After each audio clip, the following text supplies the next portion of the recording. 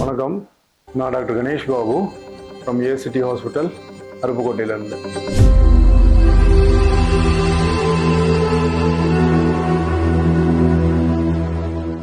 Medical, surgical இதுக்கு ரெண்டுக்குள்ளே difference என்ன? ஸோ மெடிக்கல் சில இதுக்கு வந்து மெடிசன்னாலேயே க்யூரபிலிட்டி எல்லாமே இருக்கு. சில இதுக்கு சர்ஜரி தான் ட்ரீட்மெண்ட். ஸோ சில இதுக்கு சர்ஜரி எல்லாத்துக்குமே சர்ஜரினா சர்ஜரி டாக்டர் எல்லாத்துக்குமே சர்ஜரி தான் பண்ணுவாங்களா? அப்படியும் கிடையாது. ஒரு கேஸ்ட்ரோஎன்டரைட்டிஸ் வருது, அதாவது நமக்கு வந்து லூஸ் மோஷன் அதிகமாக போகுது, அதுக்கு சர்ஜரி தேவையில்லை.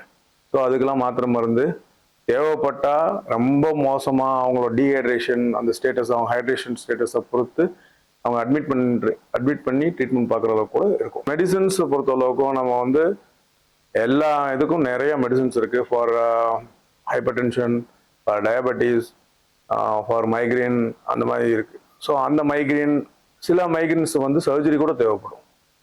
ஆனால் பிபியை கண்ட்ரோல் பண்ணுறதுக்கோ டயபெட்டிஸை கண்ட்ரோல் பண்ணுறதுக்கோ ரொம்ப ரேராக சர்ஜரிஸ் இருக்க தான் செய்யுது. But you have to believe some doctor.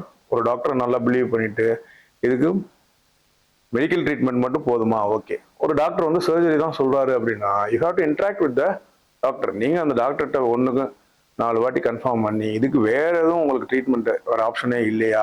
So எந்த ஒரு டாக்டரும் வந்து they are not going to lie to you. அவங்க போய் சொல்ல போகிறது கிடையாது.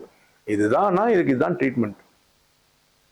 அதுக்காண்டி ஒரு டாக்டரை பார்த்துட்டு இந்த டாக்டர் என்னப்பா போன உடனே வந்து சர்ஜரி சொல்கிறாரு அப்படின்னு சொல்லிட்டு இன்னொரு டாக்டரை பார்க்குறது. அந்த டாக்டர் வந்து அவரும் சர்ஜரி தான் சொல்லியிருப்பார். இவங்க இன்னொரு டாக்டர்கிட்ட போவாங்க, இல்லைன்னா வேற ஹோமியோபதியோ சித்தாவோ ஏதோ போவாங்க. அங்கே போய் மாத்திரை சாப்பிடுவாங்க. அதில் வந்து they are wasting the time.